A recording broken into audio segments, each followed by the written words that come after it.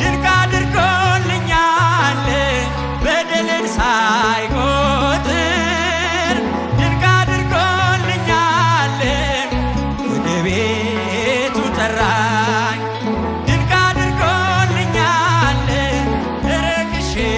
ሳለሁ ልጄ ሆይ ናለኝ ድንቅ አድርጎልኛል በዳግም ምጽአቱ መንግሥቱን ሊያወርሰኝ ድንቅ አድርጎልኛል የሰራዊት ጌታ ድንቅ አድርጎልኛል የሰራዊት ጌታ አረሳኝም አምላክ አነሳኝ